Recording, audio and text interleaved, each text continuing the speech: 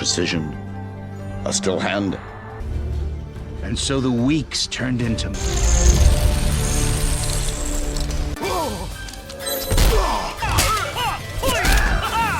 Dance.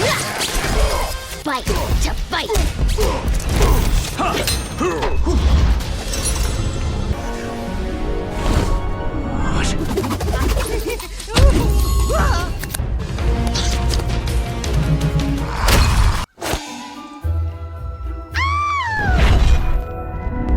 So yang penasaran langsung aja nih, tarik selimut kalian rapat-rapat, siapkan bukaan puasa kalian dan selamat menonton. Terlihat ada Po bersama Master Shifu yang sedang berlari bersama ke Istana Giok. Di sana ia mendapati ada banyak anak-anak kelinci yang sedang latihan kungfu. Di situ Master Shifu pun memberitahunya untuk membantu mengajarkan mereka teknik kungfu karena regenerasi akan terus berlanjut. Kungfu harus diwarisi dari generasi ke generasi agar nilai-nilai dari kungfu dan tekniknya tidak menghilang. Dia mempercayakan anak-anak itu kepada Po dan menyuruhnya untuk melatih mereka dengan baik, sementara dia pergi meninggalkan Po begitu saja. Po yang sudah terlanjur berada di sana dan terkunci bersama anak-anak itu, dia pun akhirnya pasrah dan berusaha untuk menenangkan keadaan. Dia berusaha meminta anak-anak itu untuk diam, namun sayangnya mereka tidak mendengarkannya. Mereka terlalu asik bermain dan berlatih kungfu. Po pun kehabisan kesabarannya. Dia pun akhirnya membunyikan gong untuk menarik perhatian mereka dan berhasil. Semua anak di sana terdiam dan memperhatikannya. Disitulah mereka semua terkejut dan tidak menyangka kalau ternyata guru mereka adalah seorang Dragon Warrior. Dan mereka pun langsung antusias di kelas tersebut. Mereka semua tampaknya ingin seperti Po, bisa menjadi Dragon Warrior dan mempelajari kungfu dengan gaya mereka sendiri. Ada juga yang mengagumi Furious Five seperti Tigress dan ingin mempelajari tekniknya Tigress. Dan di situ Po teringat sesuatu nih. Dia mengatakan kalau teknik dari Furious Five itu bersifat rahasia dan dia juga tahu rahasia dari Furious Five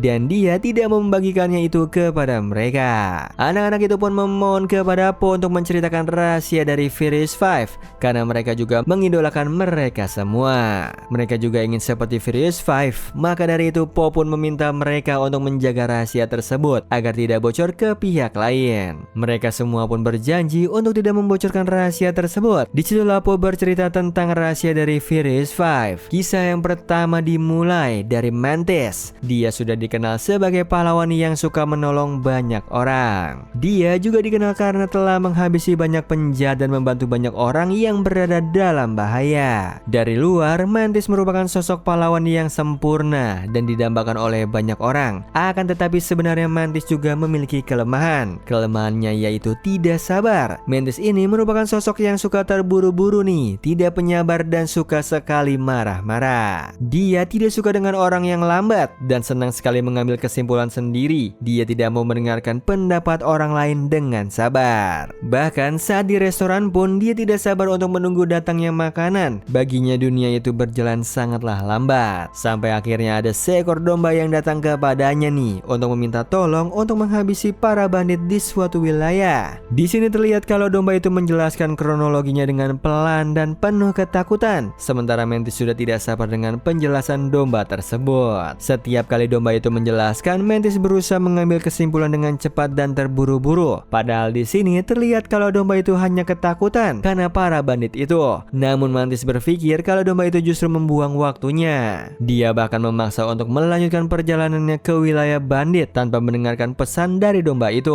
Domba itu sebenarnya ingin memberitahu kalau bandit-bandit itu sangat hebat. Mereka sangat cerdik terutama dalam membuat jebakan. Sayang seribu sayang nih, Mantis tidak mendengarkannya dan langsung datang ke wilayah para bandit itu untuk menghajar mereka. Namun dia justru terjebak ke dalam penjara yang telah dibuat oleh para bandit. Para bandit itu sudah mengetahui kalau Mantis akan datang. Maka dari itu mereka berencana untuk menjebak Mantis, sang pahlawan, dan ingin menghabisinya di sana dengan perlahan. Mereka pun mengurung Mantis di penjara itu dan meninggalkannya sendirian nih. Sementara Mantis sendiri terus berusaha untuk menghancurkan penjara tersebut. Berulang kali dia mencobanya, namun penjara itu justru sangat kuat dan tidak bisa dihancurkan. Dan itu membuatnya kesal. Dia pun tidak tahu lagi nih apa yang harus ia lakukan. Dia hanya bisa pasrah pasrah dan menunggu datangnya bantuan. Dia ini hanya bisa berharap ada keajaiban yang datang kepadanya. Namun dari situlah Mantis belajar hal tentang kekurangannya. Dia menyadari nih kalau dirinya ini sosok yang tidak penyabar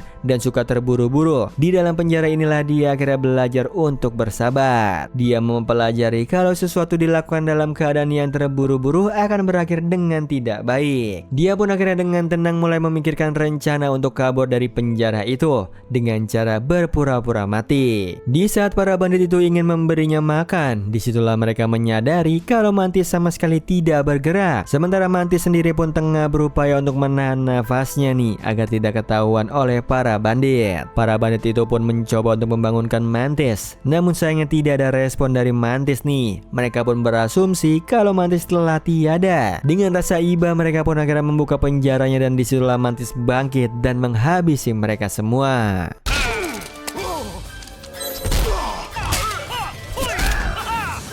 Kembali ke masa kini, di sini Po berusaha untuk mengajarkan mereka kalau kungfu itu bukanlah bela diri yang bisa dipelajari dengan cepat. Untuk belajar kungfu diperlukan kesabaran di setiap prosesnya. Namun sayangnya anak-anak tidak ada yang mendengarkannya. Mereka justru tengah asik bermain dan latihan kungfu ala mereka sendiri. Dan itu membuat Po kesal karena dirinya diabaikan oleh mereka. Anak-anak itu tampaknya belum mengerti kalau kungfu itu tidak mudah untuk dipelajari. Namun karena ini merupakan tugas dari Master Shifu, Po pun mau tidak mau dia harus mengajari anak-anak itu.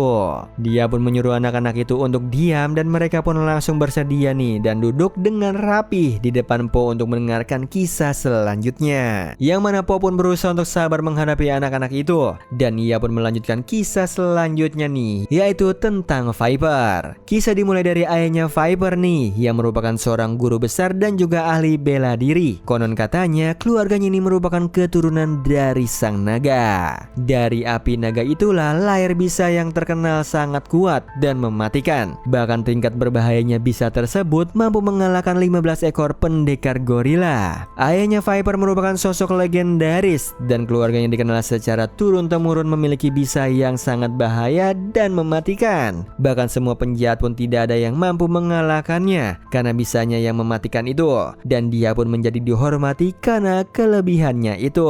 Sampai suatu hari Viper pun lahir menjadi putri kesayangan sang ayah, keturunan yang dinantikan dan dibanggakan oleh ayahnya. Namun sayangnya Viper tidak memiliki taring seperti ayahnya, itu yang membuatnya tidak mampu mengeluarkan bisa seperti sang ayah. Disitulah ayahnya kecewa dengan kenyataan kalau ternyata putrinya itu tidak mampu menjadi penerusnya karena tidak bisa menjadi pendekar jika tidak memiliki bisa. Viper pun menjadi sedih karena melihat ayahnya yang murung itu, apalagi dia juga melihat ayahnya berusaha keras untuk melindungi desa. Dia berusaha untuk membantu nih, namun tidak diizinkan oleh ayahnya karena ayahnya tidak mau Viper berada dalam bahaya. Pasalnya di mata sang ayah, Snake tidak mampu membela diri jika tanpa bisanya tersebut dan dia tidak mau putri kesayangannya itu berada dalam bahaya karena itu.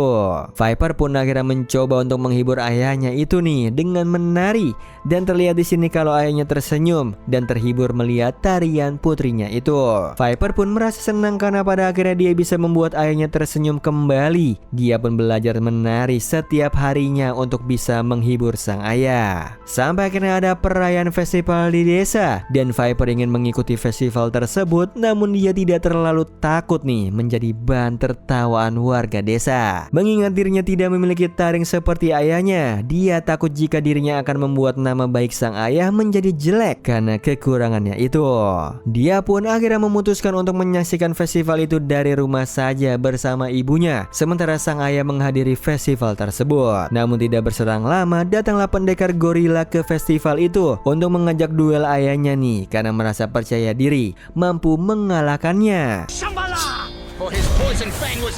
Yang tidak disangka ternyata taring ayahnya pun copot. Yang mana usut punya usut pendekar gorila itu ternyata memakai baju zirah nih yang sangat tebal yang mampu melindunginya dari taring ayahnya Viper. Disitulah ayahnya Viper merasakan kekalahan untuk pertama kalinya dalam hidup. Dan Viper yang melihat ayahnya berada dalam bahaya, dia tidak bisa berdiam diri. Dia pun datang ke festival itu untuk membantu sang ayah nih. Dan di sini terlihat sama sekali tidak ada rasa takut di wajahnya Viper. Dia dengan berani melawan gorila itu dengan teknik menarinya yang tidak disangka nih mampu mengalahkan gorila itu.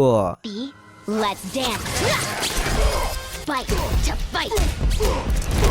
Disitulah malam itu menjadi bukti nyata nih kalau seekor ular tanpa taring juga mampu menjadi petarung yang hebat meskipun tidak mampu mengeluarkan bisanya. Ayahnya pun bangga kepada putrinya nih, dan Viper pun juga bangga karena pada akhirnya ia melihat ayahnya tersenyum bahagia kepadanya. Dari kisahnya Snack ini, Po ingin anak-anak belajar kalau ketidaksempurnaan bukanlah akhir dari segalanya. Kalau kita mampu belajar dari ketidaksempurnaan itu, maka ketidaksempurnaan itu bisa menjadi sebuah anugerah. Sehingga cerita kembali ke masa kini, ada anak-anak yang tampaknya mulai mendengarkan kisah tersebut dengan baik. Mereka di sini bersedih nih karena mereka menganggap kalau mereka bukanlah Viper, dan mereka pun mulai meragukan jati diri mereka. Disitulah Po menghibur mereka dengan menceritakan kisah selanjutnya, yaitu tentang Crane, seorang petugas kebersihan yang tidak percaya diri. Yang mana dahulu kala di China, di sekolah akademi kungfu, ada seorang murid terbaik dari yang terbaik, yaitu Mei Ling. Semua murid berusaha latihan keras untuk menjadi Mei Ling, sementara Mei Ling juga tidak pernah berhenti untuk latihan setiap harinya. Seorang guru menyuruh Crane untuk membersihkan aula kelas karena akan dipakai besok untuk ujian kungfu, dan di situ Crane hanya bisa mengiyakan perintah tersebut, yang mana dirinya hanyalah seorang petugas kebersihan. Dia memiliki mimpi untuk menjadi pendekar kungfu yang hebat seperti Mei Ling. Namun dia juga menyadari nih kalau dirinya tidak akan bisa seperti Mei Ling. Dia pun hanya bisa pasrah dan melanjutkan tugasnya sebagai petugas kebersihan. Sampai suatu malam di saat ia sedang bersih-bersih, disitulah Mei Ling melihat kehebatannya Crane. But Crane had it tougher. Dia pun memuji Crane yang berlatih tanpa henti. Dia juga terpukau melihat tekniknya Crane yang begitu cepat dan lihai. Dia pun menyuruh Crane untuk mencoba latihan lagi dan ikut berpartisipasi dalam ujian kungfu besok, yang mana barangkali ujian tersebut dapat mengubah nasibnya Crane. Crane pun mengikuti nasihatnya Mei Ling. Dia pun latihan terus malam itu dan berharap keinginannya menjadi pendekar kungfu bisa terwujud. Besok paginya ujian pun dimulai, dan sayangnya tidak ada satupun dari murid-murid yang berhasil melewati ujiannya itu. Ujiannya memang terlihat mudah. Mereka hanya perlu melewati rintangan untuk mengambil sebuah bendera di seberang sana. Namun sayangnya tidak ada yang mampu nih. Bahkan banyak dari mereka yang berakhir babak belur karena terkena jebakan. Di situ Mei Ling merekomendasikan Crane kepada gurunya untuk mencoba ujian tersebut. Namun justru dia menjadi bahan tertawaan banyak orang. Mereka semua memandang rendah Crane yang hanyalah seorang petugas bersih-bersih, dan hal itu membuat Crane malu dan kehilangan kepercayaan dirinya. Mereka semua memandang rendah Crane yang hanyalah seorang petugas bersih-bersih, dan hal itu membuat Crane malu dan kehilangan kepercayaan dirinya. Dia pun kembali ditugaskan untuk bersih-bersih area ujian, namun tidak disangka dia justru terjebak di tengah-tengah area ujian. Dalam kondisi seperti itu, Crane pun melihat Mei Ling yang memberinya dukungan. Di situ Crane akhirnya memberanikan dirinya untuk membuktikan kepada mereka semua nih kalau dirinya mampu melewati ujian itu.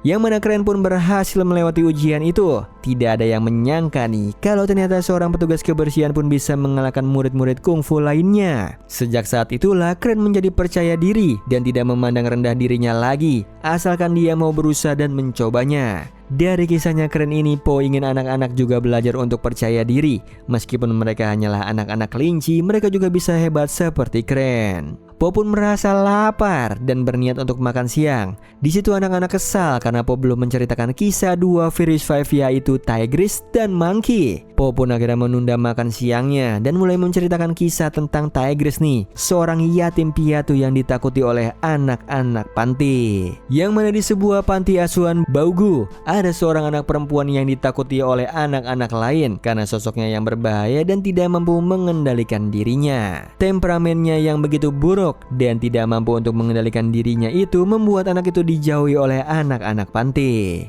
Panti asuhan Baugu pun menjadi mimpi buruk bagi anak-anak lain karena mereka dipenuhi dengan rasa takut terhadap anak perempuan itu. Ternyata anak perempuan itu adalah Tigris yang hanya ingin bermain dengan anak-anak lainnya. Namun karena kurangnya kendali diri dan temperamennya yang merusak yang membuatnya terisolasi tanpa harapan untuk menemukan keluarga dan teman yang baru. Sampai akhirnya datanglah Master Shifu ke panti itu untuk mengajak Tigris berbicara dan mengajarinya untuk disiplin. Pada awalnya Tigris menolak menolaknya karena dia tahu kalau Shifu akan ketakutan sama seperti anak-anak lainnya. Namun Shifu justru berani kepadanya dan bahkan mampu menangkis serangan dari Tigris, dan disitulah dia mulai belajar dengan Shifu. Precision. A still hand. And so the weeks turned into months. Setiap harinya dia mempelajari untuk mengendalikan dirinya dan temperamennya itu. Hari ke hari, bulan ke tahun, sampai akhirnya usahanya pun berhasil nih. Yang mana keberhasilannya pun dirayakan oleh semua yang ada di sana, termasuk anak-anak panti. Pada akhirnya mau berteman lagi nih dengan Tigris. Tigris pun akhirnya bisa mendapatkan teman seperti yang ia mau. Dia bisa bermain dengan anak-anak lainnya tanpa harus membuat mereka takut kepadanya. Namun sayangnya kebahagiaan itu hanya sementara karena anak-anak itu menemukan keluarga baru mereka, dan Tigris pun sedih. Dia merasa hanya dirinya yang tersisa di sana. Dia pun sendirian dan berpikir kalau dirinya tidak akan bisa memiliki sebuah keluarga. Disitulah Shifu datang nih untuk mengajaknya pulang, dan Tigris pun akhirnya pergi bersama Shifu ke istana Giok dengan penuh kebahagiaan. Yang mana dari kisahnya Tigris ini, Po ingin mereka belajar nih kalau kungfu bukan tentang bela diri saja, namun tentang pengendalian diri dan emosi yang baik. Po bahkan sampai terharu menceritakan kisahnya Tigris, dan itu menjadi bahan tertawaan anak-anak. Disitulah Po kesal karena menganggap anak-anak hanya bisa menertawakannya, namun jika ditertawakan mereka akan marah. Po pun akhirnya menceritakan kisah terakhir nih, yaitu pembuat onar yang suka sekali menjahili warga desanya. Yang mana alkisah, ada seekor monyet yang suka sekali jahil sama warga sekitar. Dia ini senang membuat onar di sana dan akhirnya menimbulkan keresahan di desa tersebut. Warga desa pun akhirnya memutuskan untuk mengusir Monkey dari desa, namun sialnya tidak mempan. Mereka pun akhirnya memanggil para bandit untuk mengusir Monkey dari desa, namun justru para bandit itu kalah dengan penuh rasa malu.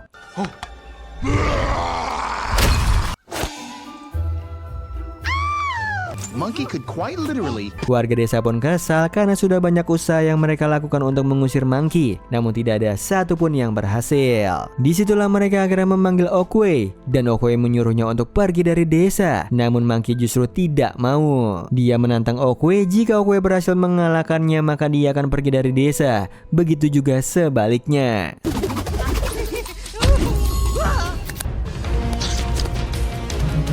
Yang tidak disangka Oogway berhasil mengalahkan Monkey nih, dan dia juga bahkan menyelamatkan Monkey yang hampir berada dalam bahaya. Disitulah Monkey merasa terharu dengan kebaikannya Oogway dan bertanya kenapa Oogway menolongnya padahal dia sudah nakal di desa ini. Oogway menjelaskan nih kalau Monkey bukanlah monyet jahat. Dia tahu kalau Monkey ini sebenarnya menyimpan dendam masa lalu dengan warga di sana. Di situ akhirnya kita mengetahui kalau dulu saat Monkey kecil, dia pernah terpleset kulit pisang dan menjadi bahan tertawaan warga desa. Itulah sebab Monkey yang sekarang senang sekali menjahili warga desa dengan kulit pisangnya. Oogway mengajarkan Monkey tentang kebaikan. Jika Monkey ingin diperlakukan baik oleh orang lain, maka itu semua berawal dari dirinya sendiri. Sejak saat itulah Monkey pun berubah total menjadi monyet yang baik yang suka menolong warga desa.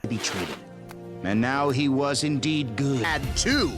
As in fantastically good. Yang mana dari kisahnya Monkey, Po ingin anak-anak itu belajar untuk memperlakukan orang lain dengan baik jika ingin diperlakukan dengan baik. Shifu pun datang ke sana nih untuk memeriksakan keadaan kelas kungfunya dan mendapati kalau anak-anak itu justru belajar hal dasar dari kungfu, yaitu kesabaran, keberanian, percaya diri, dan kerja keras, pengendalian diri dan juga kebaikan, yang merupakan teknik dari dasar kungfu. Anak-anak pun meminta Po untuk menceritakan hari pertama Po belajar kungfu nih, dan disitu Po hanya bisa menjelaskan kalau hari pertamanya berjalan dengan luar biasa. Bisa follow nih Instagram kita di @temantidur.ytb atau @handyalfat. So Sliver, itu tadi video kita kali ini. Semoga kalian suka sama videonya. Aku Hendy pamit. Happy nice dream and ciao.